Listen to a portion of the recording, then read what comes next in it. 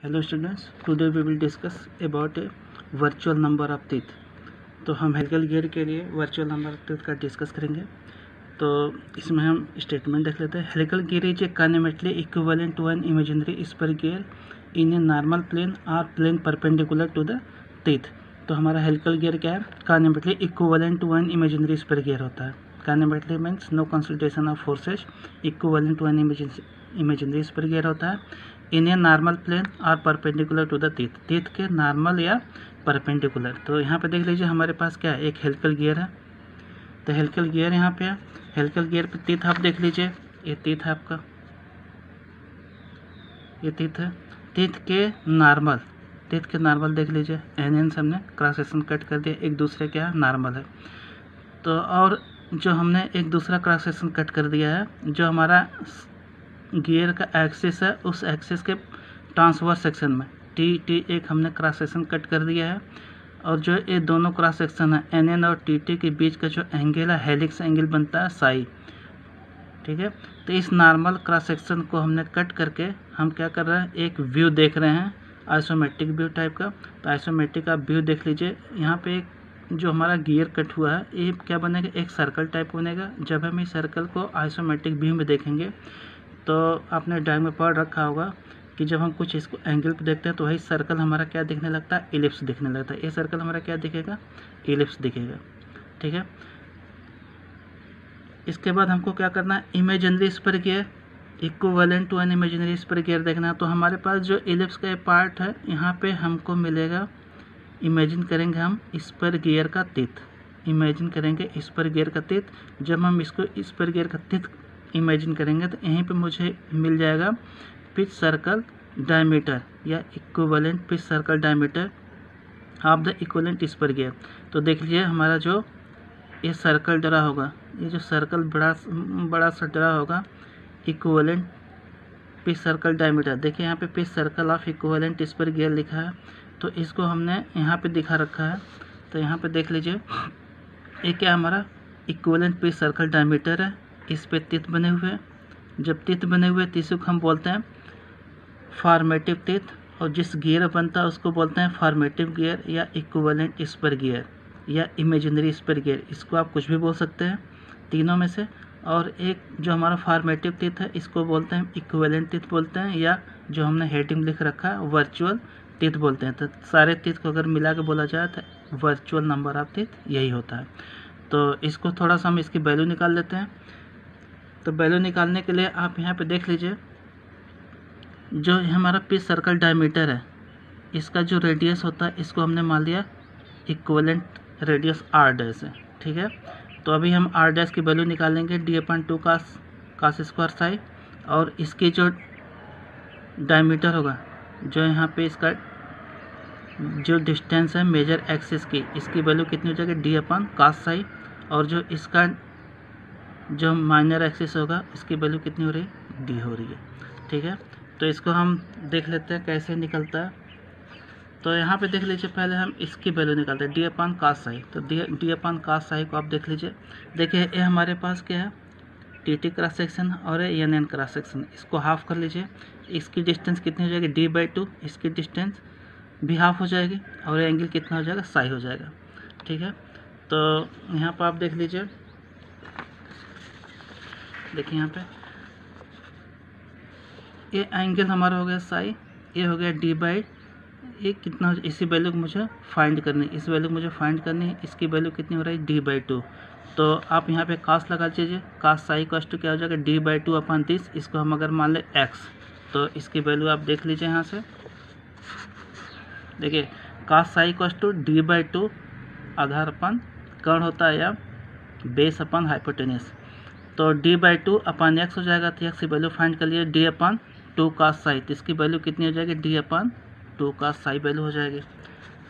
तो फिर आते हैं, तो इसकी डिस्टेंस कितनी हो जाएगी, हाफ की डिस्टेंस इसकी कितनी हो रही है, d/2 cos साई। तो पूरी हम डिस्टेंस निकालेंगे तो कितनी हो जाएगी, d/cos साई। तो ये वैल्यू मुझे मिल गई, और इसकी वैल्यू क्या है, मुझे d मिल रही है। तो नेक्स्ट पॉइंट हम देख लेते हैं। इसके लिए दो पैरामीटर होते हैं। एक पैरामीटर हमारा होता है पिच सर्कल डायमीटर, और दूसरा पैरामीटर हमारा होता है वर्चुअल नंबर ऑफ टीथ मुझे फाइंड करना है। तो यहाँ पे आप देख लीजिए इक्विवेलेंट स्पर गियर पैरामीटर, कौन कौन से पैरामीटर आ रहे हैं, pitch, circle diameter D dash, और दूसरा हमारे पास मिल जाएगा virtual number of teeth Z dash. तो फर्स्ट हम निकाल लेते हैं pitch circle diameter D dash. Pitch circle diameter D dash के लिए आप देखिए इलिप्स में दो एक्सिस होती है, मेजर एक्सिस होती है और एक माइनर एक्सिस होती है। मेजर एक्सिस हमारी कितनी हो जाएगी, डी बाई कास साई, ये ना डी अपन टू कास साई है, तो रेडियस बन रही है तो इसको 2 से मल्टीप्लाई डायमीटर बन जाएगा, क्या हो जाएगा डी अपन कास साई। माइनर एक्सिस हमारा कितना है, डी है। तो पिच सर्कल रेडियस और radius of curvature of the ellipse. तो हमारे पास जो इम्पिरिकल फार्मूला होता है radius of curvature of ellipse का फाइंड करने के लिए, तो आर डैश इक्वल टू कितना हो जाएगा, semi major axis whole square divide by semi minor axis. तो जो हमारा सेमी मेजर एक्सिस है, तो सेमी मेजर एक्सिस आप यहाँ पे देख लीजिए, हमारे जो ये मेजर एक्सिस हो गई और ये कितनी हो जाएगी, सेमी मेजर एक्सिस, ये माइनर एक्सिस हो जाएगी सेमी माइनर एक्सिस। तो सेमी मेजर एक्सिस का स्क्वायर, यहाँ से इसकी डिस्टेंस जो हम लेंगे इसका square divide by this distance. तो हमारा इम्पिरिकल फार्मूला है, तो इसको आप देख लीजिए सेमी मेजर एक्सिस का whole square divide by semi minor axis equals to क्या हो जाएगा, अगर हम सेमी मेजर एक्सिस ए से डिनोट कर रहे हैं तो ए स्क्वायर, सेमी माइनर एक्सिस का बी से डिनोट कर रहे हैं तो बी हो जाएगा।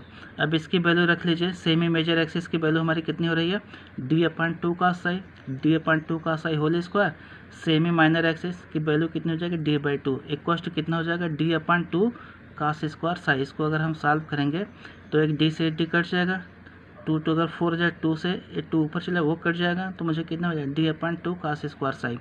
अब मुझे मिल गया radius of the curvature of the ellipse मिल गया, या equivalent radius of the spur gear मिल गया। अब दूसरा मुझे निकालना पिच सर्कल डायमीटर। तो पिच सर्कल डायमीटर क्या हो जाएगा, रेडियस को हम 2 से मल्टीप्लाई कर देंगे तो क्या मिल जाएगा, D dash equal to 2r dash. तो 2r डैश जब हम इसकी वैल्यू रखेंगे तो क्या हो जाएगा, 2 और ये 2 कैंसिल हो जाएगा, तो क्या मुझे मिल जाएगा, D upon cos square psi. तो हमारा मिल जाएगा पिच सर्कल डायमीटर की वैल्यू कितनी हो जाएगी, टी अपन कास स्क्वायर साई हो जाएगा। नेक्स्ट पॉइंट हमारा आता है virtual number of teeth. Virtual number of teeth जो हमारा स्पर गियर होता है, इक्विवेलेंट जो स्पर गियर होता है उस पर जितने भी टीथ होते हैं उसे हम बोलते हैं वर्चुअल नंबर ऑफ टीथ बोलते हैं। अब यहाँ पे देख लीजिए इसका स्टेटमेंट देख लीजिए, the number of teeth Z dash, virtual number of teeth on the spur gear को हम किससे डिनोट करेंगे, जेड डैश से। तो number of teeth Z dash on this equivalent spur gear is virtual और फॉर्मेटिव नंबर ऑफ टीथ। तो जो हमारा जेड होता है इसको हम क्या क्या नाम इसका हो सकता है, फॉर्मेटिव नंबर ऑफ टीथ हो सकता है, इक्विवेलेंट नंबर ऑफ टीथ हो सकता है और वर्चुअल नंबर ऑफ टीथ हो सकता है, और एक और वर्ड यूज कर लीजिए एज्यूम नंबर ऑफ टीथ भी हो सकता है। ठीक है, तो मेन हमारा क्या फोकस है, वर्चुअल नंबर टीथ से हम ज़्यादा डिनोट करेंगे इसको। ठीक है, तो जेड डैश की वैल्यू क्या होती है, अब जेड डैश की वैल्यू देखने के लिए आप देख लीजिए, आपने पढ़ा होगा, हमने क्या पढ़ा है, मॉड्यूल इक्वल क्या होता है, डी बाई जेड। तो इसको डैश कर लीजिए, डैश कर लीजिए। ठीक है, तो जेड डैश इक्वल टू क्या हो जाएगा, D dash divide by M. Pitch circle diameter divide by module है, तो equivalent pitch circle diameter divide by module equal to virtual number of teeth. यहाँ से आप देख लीजिए pitch circle diameter of an equivalent spur gear mm divide module of an equivalent spur gear mm। तो जो हमारा module of an equivalent spur gear होता है इसमें हम निकालते हैं नॉर्मल मॉड्यूल निकालते हैं, क्योंकि हेलिकल गियर में 2 मॉड्यूल बनते हैं, एक ट्रांसवर्स मॉड्यूल बनता है और दूसरा हमारा बनता है नॉर्मल मॉड्यूल। तो यहाँ पे हम यूज करते हैं नॉर्मल मॉड्यूल का। तो हमारा हो जाएगा pitch circle of an equivalent spur gear D dash divide by normal module mn हो गया। तो डी डैश इक्वल टू क्या हो जाएगा, आपको डी डैश इक्वल टू यहाँ पे आपको दिया गया है, D dash equal to D upon cos square psi. तो इसकी वैल्यू हो जाएगी D upon cos square psi divide by mn की वैल्यू होती है, अगर आप इस पर गियर की थोड़ी सी टर्मिनोलॉजी अगर आप याद रखेंगे तो mn इक्वल टू होता है mt कास साई। तो mn इक्वल टू mt कास साई, तो mt कास साई हो जाएगा, इक्वल टू क्या हो जाएगा, डी अपन mt कास क्यूब साई। क्योंकि देखें ये नीचे आ जाएगा, ये नीचे है ही, और mt रहेगा तो डी अपन mt कास क्यूब साई। तो और mt की वैल्यू क्या हो जाएगी, हमारी ट्रांसवर्स पिच की वैल्यू क्या हो जाएगी, डी बाई जेड हो जाएगी। ठीक है, ट्रांसवर्स की वैल्यू क्या हो जाएगी, डी बाई जेड होगी। तो D upon D by Z into cos cube psi equal to Z upon cos cube psi. तो डी डी कैंसिल यहाँ हो जाएगा और हमें मिल जाएगा जेड जेड ऊपर चला Z upon cos cube psi, तो जेड डैश यहाँ देखिए जेड डैश इक्वल टू क्या हो जाएगा Z upon cos cube psi. तो जेड डैश हमारा क्या है virtual number of teeth, Z हमारा क्या हो जाएगा actual number teeth on helical gear. Helical gear में जो भी नंबर होते हैं उसको हम जेड से डिनोट करेंगे, और इक्विवेलेंट स्पर गियर में जो टिथ होंगे जेड डैश हो जाएगा, और यहाँ पे हो जाएगा हेलिक्स एंगल। तो हमारा main virtual number of teeth हमारा हो जाएगा Z dash equal to Z upon cos cube psi. Okay, thank you.